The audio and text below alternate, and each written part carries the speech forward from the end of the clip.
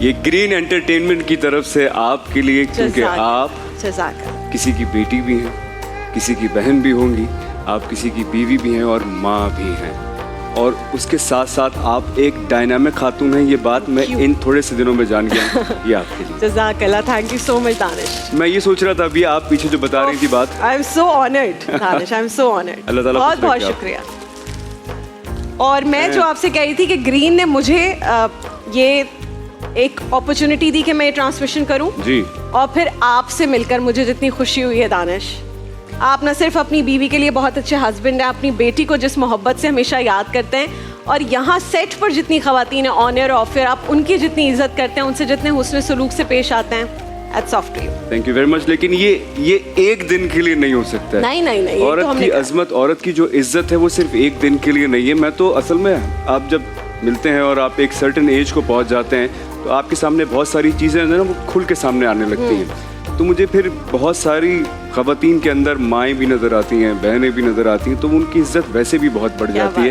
کیونکہ مجھے یاد آتا ہے کہ میری امی ہیں, جیسے میں انہیں دیکھتا ہوں تو پھر مجھ سے اتنی ساری خواتین ملتی ہیں, کیونکہ میرا کام ایکٹنگ ہے تو میں پھر ان کو اس طرح دیکھتا ہوں تو وہ خوش بھی ہوتی ہیں. لیکن کہنے کا مقصد یہ ہے کہ جو خواتین کی عزت ہے وہ کسی ایک دن کے لیے نہیں ہونی چاہیے, وہ سارا سال ساری زندگی کے لیے ہے. ابھی جب میں قرآن کا ترجمہ پڑھ رہا تھا تو اس میں تھا کہ اللہ تعالیٰ نے جو یہ واقعہ بتایا ہے کہ لوگ جو تھے زندہ دفن کر دیا کرتے تھے خواتین کو, تو اللہ تعالیٰ کمی بیشی معاف کرے, میں نے کبھی پڑھا نہیں قرآن شریف میں کہ اللہ تعالیٰ نے کسی بات پہ خبردار بولا ہو.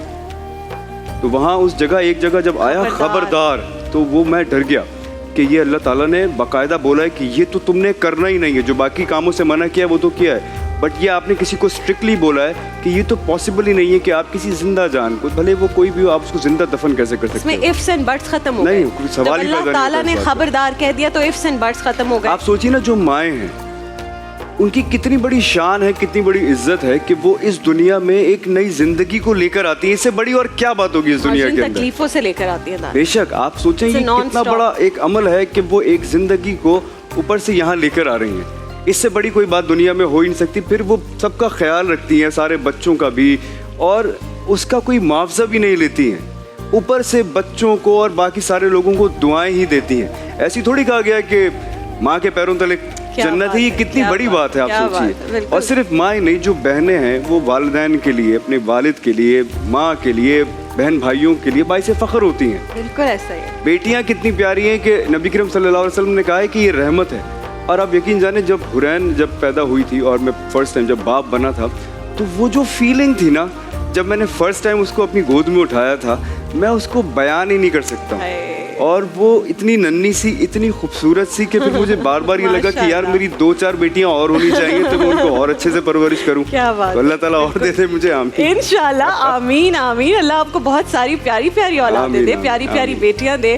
بھائی یہ میں کہتی ہوں ریپرزنٹیٹیو ہیں اچھے ان مردوں کے جن کے لیے ہم ہمیشہ کہتے ہیں کہ یار یہ بہترین مرد ہیں, یہ سب گھر میں بھی سب کا خیال رکھ رہے ہیں, باہر بھی عورتوں کی عزت کریں.